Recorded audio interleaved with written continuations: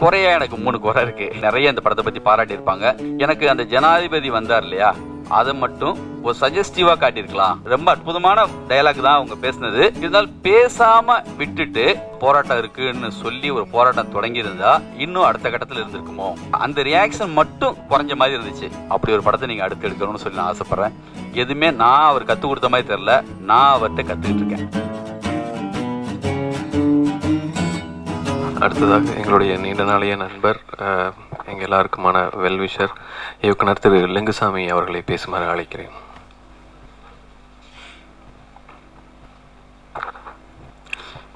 எல்லாருக்கும் வணக்கம். இந்த மாதிரி படத்தை எடுக்கிறதுக்கு ஒரு தைரியம் இருக்கணும். அந்த படத்தை இது ஜனங்களுடைய படமாக இருந்தாலும் ஜனங்களுடைய படமாக மாற்றக்கூடிய தகுதி இங்கே இருக்கிற பத்திரிகையாளர்களால் மட்டும்தான் முடியும். ஏன்னா வழக்கு எண் 18/9 அந்த மாதிரி படத்தையெல்லாம் கொண்டு ரீச் பண்ணது நீங்கள் தான். இது மாதிரி நிறைய தமிழ் சினிமாவில் மிக முக்கியமான இந்த மாதிரி தருணங்களில் எல்லாமே நீங்கள் தான் கூட நின்று அதை கொண்டு போய் சேர்த்துருக்கீங்க. அதனால் 2 பேருக்கு ரொம்ப முக்கியமாக இந்த நேரத்தில் பத்திரிகையாளர்களுக்கும் இந்த படத்தை தைரியமாக எடுத்த பிரபு, பிரகாஷ் சார், இவங்க 2 பேருக்குமே மிகப்பெரிய வாழ்த்துக்களை சொல்லணும். ராஜமுருகன் என்கிட்ட ஒர்க் பண்ணும்போது பீமா கதையை எப்பயுமே நம்மகிட்ட லாஸ்ட்டாக ஒரு அசிஸ்டண்ட் சேர்ந்தாங்கன்னா அவங்களுடைய வேலை என்னென்னா நம்ம டேப்பில் ரெக்கார்ட் பண்ணி கொடுத்ததை அவங்க கேட்டு எழுதணும். அதுவும் நான் என்ன சொல்லியிருக்கோமோ அதை தவிர்த்து மாறவே கூடாது. அந்தளவுக்கு என்னென்னா நம்ம சொன்னது ஃபஸ்ட்டு வரட்டும், அதுக்கப்புறம் தான் அதில் கரெக்ஷன்லாம் பண்ண முடியுங்கிறதுக்காக அதில் கொஞ்சம் எல்லாமே வெயிட் பண்ணுவோம். ராஜமுருகன் இதை எழுதி கொண்டாங்கன்னு சொன்னப்போ நான் சொன்னது இல்லாமல் மிக அற்புதமான வசனங்கள், அவன் டிஸ்கிரிப்ஷன் எல்லாமே ரொம்ப அழகாக எழுதியிருந்தார். அது முதல்ல நம்ம எங்களுடைய அசிஸ்டன்ட்ஸ் ஒரு சிலர் படிச்சுட்டு என்னென்னா டைரக்டர் சொன்னது மட்டுமே நீங்கள் எழுதினா போதும்னு சொல்லியிருக்காங்க.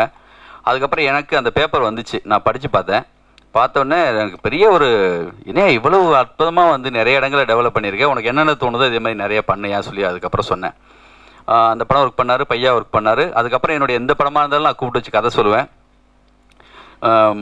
ஒர்க் பண்ணும்போது நான் முருகன் வட்டியும் முதலும் அவர் விகடனில் எழுதும்போது ஒரு பார்வை அவர் மேலே ஒன்று பட்டுச்சு. ரொம்ப அற்புதமாக இப்படி எழுதக்கூடிய ஒருத்தராக இருக்காருன்னு சொல்லி. முருகன் ஒர்க் பண்ணும்போது கொஞ்சம் லேட்டாக வருவார். எப்பயுமே நேரத்துக்கு வர்றதுங்கிறது முருகனுக்கு தெரியாத ஒரு விஷயம். அப்போது அதுக்கப்புறம் கொஞ்சம் கொஞ்சமாக என்னென்னா நான் எப்படி இருப்பேனோ அந்த மாதிரி தான் கொஞ்சம் கொஞ்சமாக மாறி அதுக்கப்புறம் நியாயமாக ரொம்ப சரியான நேரத்துக்கு வர்றது, கரெக்டாக அப்படிலாம் இருந்துக்க ஆரம்பித்தார். எனக்கு பெரிய இந்த படம் பார்த்துட்டு குக்கு நான் தேட்டரில் பார்க்கல, ஒரு ட்ராவலில் அப்போ ஊரில் இல்லை, நான் ஒரு ஃப்ளைட்டில் தான் பார்த்தேன். அப்புறம் முருகனுக்கு பேசினேன். இந்த படத்தை பொறுத்த வரைக்கும் அவருடைய மிக முக்கியமான ஒரு பதிவு, இந்த படம்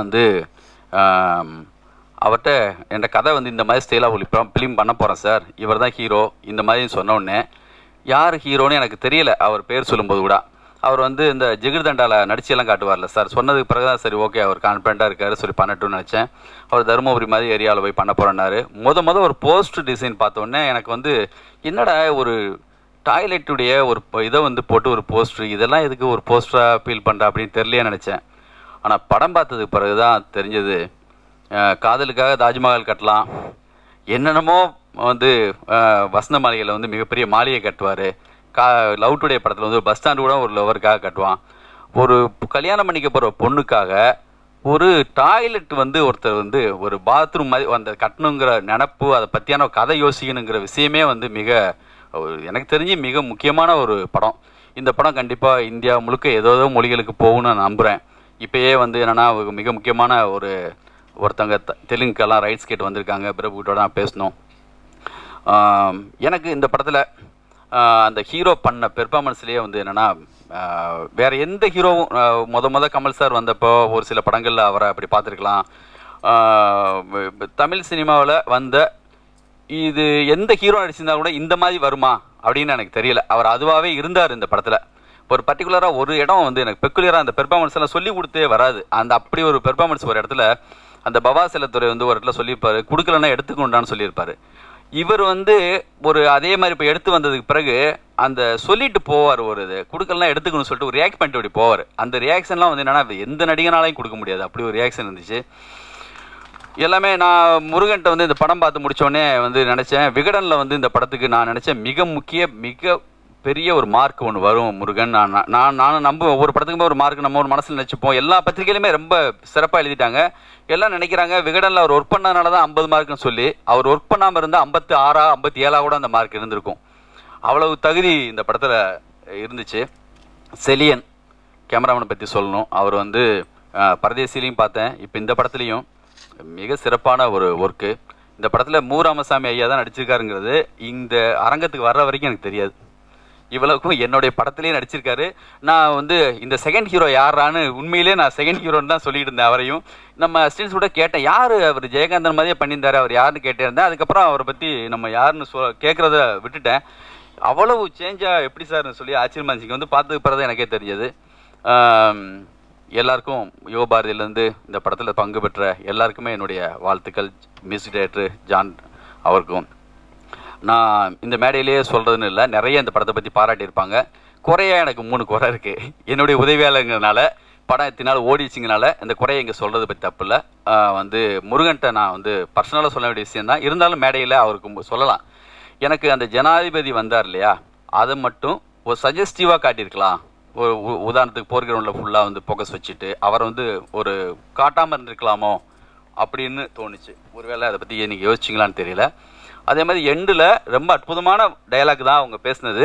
இருந்தாலும் பேசாமல் விட்டுட்டு நாளைக்கு தெருவுக்கு வா போராட்டம் இருக்குன்னு சொல்லி ஒரு போராட்டம் தொடங்கியிருந்தா இன்னும் அடுத்த கட்டத்தில் இருந்திருக்குமோ அப்படின்னு அந்த ஒரு இடம். அப்புறம் இன்னொரு இடம் வந்து அந்த பொண்ணு பாத்ரூமில் விழுந்ததுக்கு பிறகு அவரை தூக்கி கொண்டு வந்து வைக்கிறப்போ லேசாக கையில் ஒரு துடிப்பு தெரிஞ்சப்போ உயிர் இருக்கா அப்படி சொன்னோன்னே ஒரு ரியாக்ட் பண்ணும் இல்லையா, அந்த ரியாக்ஷன் மட்டும் குறைஞ்ச மாதிரி இருந்துச்சு. மற்றபடி இவ்வளோ அற்புதமான படத்தில் மிக உலக மகா படங்களில் கூட 10-20 குறை இருக்கும். இவ்வளவு 3 குறையுள்ள ஒரு படத்தை நான் லைஃப்பில் பார்த்ததே கிடையாது. இன்னும் அடுத்தடுத்த படங்களை கண்டிப்பாக முருகன் வந்து அதை இன்னும் சரி பண்ணிப்பாப்புன்னு நம்புகிறேன். முருகன்கிட்ட வந்து இன்னொரு நான் சொல்ல விரும்புகிறது என்னென்னா, முருகனுடைய இன்னொரு பக்கம் என்னென்னா, அவர் வந்து காமெடி சென்ஸ் அப்படி உள்ளவர். லவ் சென்ஸ் அவ்வளவு நல்லா பண்ணுவார். நல்ல தாட்டுள்ள படங்கள் எடுக்கணும். இப்போ 2 படம் எடுத்தாச்சு. இதை வந்து ஒரு 20% வச்சுக்கிட்டு எனக்காக நான் வந்து என்னடா அவரை திசை திருப்பன்னு நினைக்க வேணாம், இது நம்மளை இழுத்துட்டே போகும், இது இருக்கட்டும், இவ்வளோ பாராட்டும் இருக்கணும். இப்போ சாய்ராத்துன்னு ஒரு படம் 4.5 கோடியில் எடுத்த ஒரு படம் மராட்டியில் 98 கோடி கலெக்ட் பண்ணியிருக்கு. கண்டிப்பாக அடுத்த உங்கள் படம் உங்களால் அது கண்டிப்பாக சிறப்பாக செய்ய முடியும்னு நான் நம்புகிறேன். ஏன்னா உங்ககிட்ட மிக சுவாரஸ்யமான அவர் பேசினாலே அவ்வளோ காமெடியாக இருக்கும், அவ்வளோ அற்புதமாக எழுதுவார், காமெடி எழுதுவார். அவர் தோலா படத்தில் டைலாக்லாம் பார்த்து அவ்வளோ சூப்பராக இருந்துச்சு. அடுத்த ஒரு படம் வந்து லவ்வும் இருக்கணும், இந்த மாதிரி நீங்கள் நல்ல ஒரு கருத்தோடையும் படம் பண்ணுங்கள்.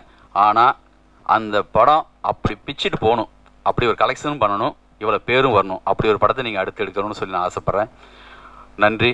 நான் வந்து என்கிட்ட அவர் எதுவுமே உண்மையிலே சொல்கிறேன், எதுவுமே நான் அவர் கற்றுக் கொடுத்த மாதிரி தெரில, நான் அவர்கிட்ட கற்றுக்கிட்டு இருக்கேன்.